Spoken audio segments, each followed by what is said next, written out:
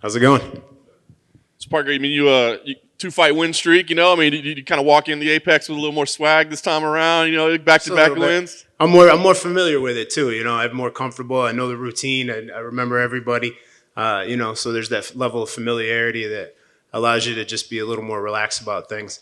Nice. What is it like? I mean, obviously, like every fighter wants to fight here, right? Then you get to the UFC and it doesn't go your way. Like, how hard is that between like fight one and fight two to be like, no, I've worked here. I belong here.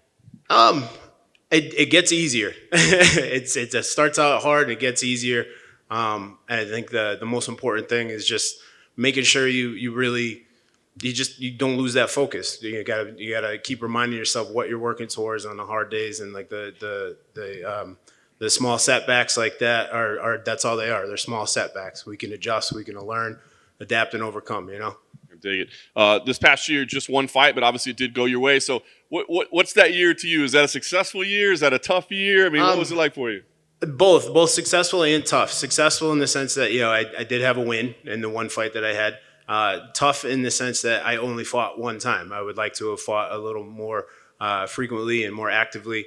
The original fight with Chase was scheduled for April, and I ended up catching COVID, which had to reschedule it. And then everything was so booked up that they couldn't get us in until August. And then, after the fight with Chase, I was pretty banged up and needed like 2 or 3 weeks just to get good enough to be back in the gym training. And by the time I was like, yeah, I'm ready to go, they're like, well, everything's booked until February. So I was like, all right, I see you then. You get the matchup with Alan. I'm curious what you make of him, right? Because I'm still trying to figure him out. Like, he has like moments where he looks incredible, Yep. but then he doesn't necessarily always get the results. So, like, what do you see when you see him on tape? No, I think I agree with you. There's moments of like, it almost seems like pure clarity for him where he looks amazing and looks like a very, very complete and put together fighter. And then there's other moments where it's like, oh crap, everything just kind of fell apart on him. So it's a little bit hard to read on him, but just like anybody, I'm not underestimating him. He comes from a good camp. He's got some good striking, kickboxing under his belt. I'm expecting it. He's a little bit smaller for heavyweight. So I'm expecting him to be quick and elusive, and we've been working towards making sure that we can negate that as much as possible. Working the footwork, the head movement, when to press forward, when to back up, when to shoot, when not to shoot, stuff like that. So nice. When you see this one playing out, I mean, do you feel like I got to get ready for another 15-minute battle, or do you feel like, hey, no, I think this is one where we can get out of there kind of early? I'm always ready for a 15-minute war. Like that's the standard. You got to be ready for it to always go the distance, performance-wise. But I think both of us are going to be looking to make this a quicker fight. I think this is going to be like a first or second round finish kind of situation. So, don't blink.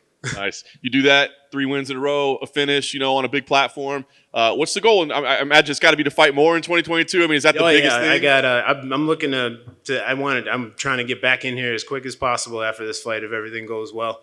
And I'm just trying to grind out those fights. I want to be as active as I possibly can. Everything's becoming a little bit more relaxed with the entire situation of the world. So it opens up more opportunities for training, for traveling, for everything.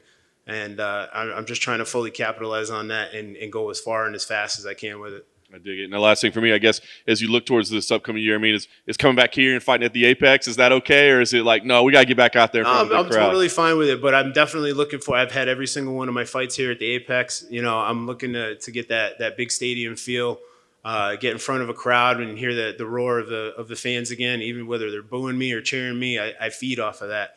I've fought at Mohegan Sun a couple of times back home.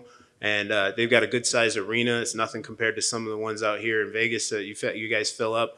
But, there's just that kind of energy just is completely electrifying. And I'm looking to get back to that. And I'm also looking to try and finally get my wife and kids out here to watch firsthand instead of being stuck on the couch at home. So, we'll see what's next.